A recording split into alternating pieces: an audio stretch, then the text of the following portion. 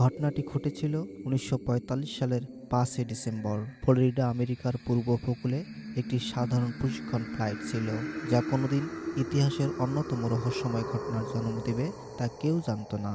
এটি ছিল যুক্তরাষ্ট্রের নৌবাহিনীর একটি স্বাভাবিক প্রশিক্ষণ মিশন, যার অংশ হিসাবে ৫টি গ্রুপম্যান টেম্পেস্ট বোম্বার বিমান ১৪ জন পাইলট এবং ক্রু সদস্যদের নিয়ে আকাশে উড়াল দেয়।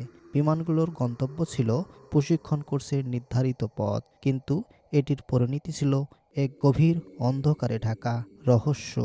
ঘটনা এখানেই শেষ নয়। দুপুর ২টায় পাইলট ক্যাপ্টেন চার্লস টেলর সহ ৫টি বিমান, যার প্রতিটি ছিল গ্রুপম্যান টিবিএফ অ্যাভেঞ্জার বোম্বার, ফ্লোরিডার ইস্টার্ন বিমান ঘাঁটি থেকে উড্ডয়ন করে। তাদের গন্তব্য ছিল সমুদ্রে বোমাবর্ষণ এবং অন্যান্য প্রশিক্ষণ কার্যক্রম। বিমানগুলি যথেষ্ট অভিজ্ঞ পাইলটদের দ্বারা পরিচালিত হচ্ছিল। ১৪ জন সেনা সদস্য আকাশে উড়ান এবং সূর্য পশ্চিমে ডুবতে শুরু করলে তারা তাদের প্রশিক্ষণ শুরু করে। প্রথমে সবকিছু বেশ স্বাভাবিক ছিল, কিন্তু কিছু সময় পর পাইলটরা আবিষ্কার করেন যে তাদের মধ্যে একজন, অর্থাৎ ক্যাপ্টেন টেলর, তার অবস্থান হারিয়ে ফেলেছেন। তিনি জানিয়ে দেন যে তাদের মধ্যে একাধিক বিমানের অবস্থান সম্পর্কে কোনো ধারণা নেই। তিনি দাবি করেন, সমুদ্রের দিকে যাচ্ছি, কিন্তু আসলে কোথায় আছি তা জানি না। একথা শোনার পর পাইলটরা আরও বিভ্রান্ত হয়ে পড়েন এবং তারা নিজেদের রাডার এবং কম্পাস ব্যবহার করে তাদের অবস্থান জানার চেষ্টা করেন। এমনকি তাদের আকাশে উড়ানটি ছিল পরিষ্কার, কিন্তু একের পর এক বিমান রাডারের সংকেত হারিয়ে যেতে থাকে। তাদের যোগাযোগ ব্যবস্থা অস্বাভাবিকভাবে বিঘ্নিত হতে থাকে। প্রথমে সারা সময় তারা টাওয়ারের সঙ্গে নিয়মিত যোগাযোগ করছিল, কিন্তু কিছু সময় পর যোগাযোগ সম্পূর্ণভাবে বিচ্ছিন্ন হয়ে যায়। পাইলটরা জানান তারা বুঝে উঠতে পারছেন না তারা কোথায় আছেন এবং তাদের গন্তব্যের দিকে এগিয়ে যেতে পারছেন না। এদিকে টাওয়ারের কর্মীরা উদ্বিগ্ন হয়ে ওঠেন। তারা যোগাযোগ করার চেষ্টা চালাতে থাকেন, কিন্তু বারবার চেষ্টা করেও কোনো সাড়া পাওয়া যায় না। এর মধ্যে টাওয়ার থেকে একে একে ৫টি বিমানের অবস্থান ট্র্যাক করা হচ্ছিল, কিন্তু তখন বিমানের অবস্থান পুরোপুরিভাবে অদৃশ্য হয়ে যায়। এই অদৃশ্য হয়ে যাওয়াটা অত্যন্ত অস্বাভাবিক ছিল, কারণ প্রশিক্ষণ বিমানগুলি, বিশেষ করে ৫টি বিমান, একসাথে তেমন কিছু কৌশলগত সমস্যা ছাড়াই সবসময় রাডারে দেখা যায়।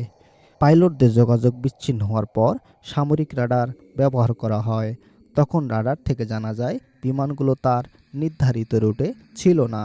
তারা পূর্ব দিকে সরতে শুরু করেছিল এবং পরে পশ্চিমে ফিরে গেছে। আরও অস্বাভাবিক ব্যাপার হলো ৫টি বিমান একে অপরের থেকে আলাদা হয়ে যেতে শুরু করে। তাদের অবস্থান যে ভুল হয়ে যাচ্ছে সেটি পুরোপুরি স্পষ্ট হয়ে ওঠে। পাইলট ক্যাপ্টেন টেলর এবং তার ক্রু সদস্যরা আরও বিভ্রান্ত হয়ে পড়েন। তারা জানান তারা এখনও সমুদ্রের উপর আছেন, কিন্তু কোন দিকের সমুদ্রের উপর তা তাদের জানার কোনো উপায় ছিল না। তারা বলেছিলেন যে পুরো আকাশের মধ্যে তারা বুঝতে পারছেন না কোনটা উত্তরে কোনটা দক্ষিণে। মধ্যরাতে যখন ফ্লাইট ১৯ এবং তাদের টাওয়ারের মধ্যে যোগাযোগ বন্ধ হয়ে যায়, তখন উদ্ধারকারী বিমান পাঠানোর সিদ্ধান্ত নেওয়া হয়। এটি ছিল আরেকটি বিমান বি-৭০, যার উদ্ধার অভিযান শুরু করে। কিন্তু এমনকি এই বিমানটি, যার দায়িত্ব ছিল ফ্লাইট ১৯ এর খোঁজ নেওয়া, সেই বিমানটিও অদৃশ্য হয়ে যায়। এই ভয়ানক ঘটনা অনুসন্ধানকারীদের আরও বিভ্রান্ত করে তোলে, কারণ তাদের কাছে পরিষ্কার ছিল না ফ্লাইট ১৯ এর কী ঘটেছে। এখানে ঘটনাটি আরও রহস্যময় হয়ে ওঠে।